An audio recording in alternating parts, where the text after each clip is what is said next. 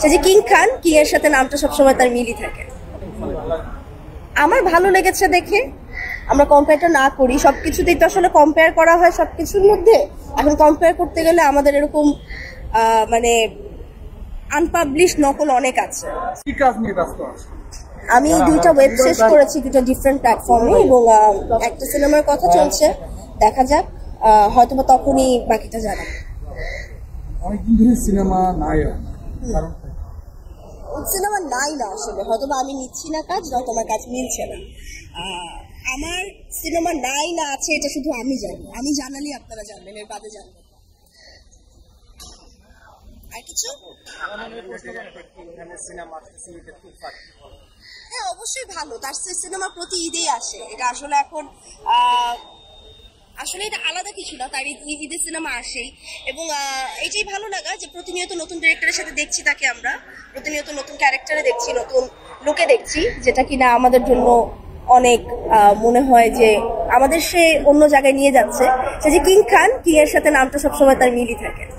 শাকিব খানের সিনেমা আসলে বিভিন্ন অ্যাঙ্গেল থেকে আলোচনা সমালোচনা চলে আসে, আমি জানি না কেন, আমি তো শুনি না আলোচনা সমালোচনা। কি মনে হয়েছে দেশি সিনেমা নাকি বাইরের সিনেমা? দেশি সিনেমা, এতগুলো দেশি অ্যাক্টর দেখলাম, অবশ্যই দেশি সিনেমা। মেকিং কেমন মনে হয়েছে? হ্যাঁ মেকিং অবশ্যই অনেক সুন্দর, যেহেতু এটার সাথে আরো বড় বড় বাইরের কি বলে প্রোডাকশন হাউস যুক্ত আছে, তো অবশ্যই মেকিং অনেক ভালো হবে। এবং সম্ভবত এখনো শুটিং হচ্ছে এটার বাইরেই, ওখান থেকেই সম্ভবত আমাদের ডিরেক্টর সাহেব আসবে। তো ওখানে যেহেতু এখনো শুটিং চলে যাচ্ছে এবং বাইরের যেহেতু অনেক টেকনিশিয়ান আছে, অবশ্যই কিছু না কিছু তো বাইরের ধাঁচ আমরা পাবো। হ্যাঁ বড় হয়ে দেখা হয়েছে কি আবার ভাই, কেন দেখা হবে না, এটা আমার কেমন কথা? আমি এই ইন্ডাস্ট্রিতে কাজ করি, অবভিয়াসলি আমার সিনেমা দেখা হয়। তো ছোটবেলা থেকে অভিনয় করে এবং শিখে বড় হয়েছে, তাহলে দিঘির হাতে কোনো সিনেমা বা আমাকে কোনো অফার আমরা দেখছিলাম? আমি জানি না কেন আপনারা দেখতে পাচ্ছেন না, আমি প্রতিনিয়ত দেওয়ার চেষ্টা করছি। আসলে ওই ধামাকা জিনিসটা আমার কাছে না আসলেও আমিও আসলে আমার মনে হয় প্রেজেন্ট করতে পারবো না, ওই জিনিসটা আগে আমার কাছেও আসতে হবে।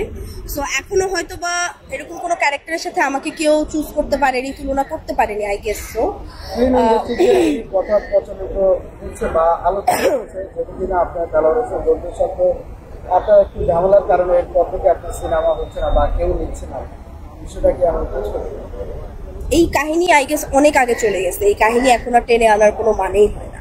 আর এরপরে আমি যেই বড় বড় প্রজেক্ট করছি, তারপরে এই প্রশ্নগুলো আসলে মনে হয় যারা করছে তারাও আসলে চিন্তা করে করা উচিত যে মিলে কিনা।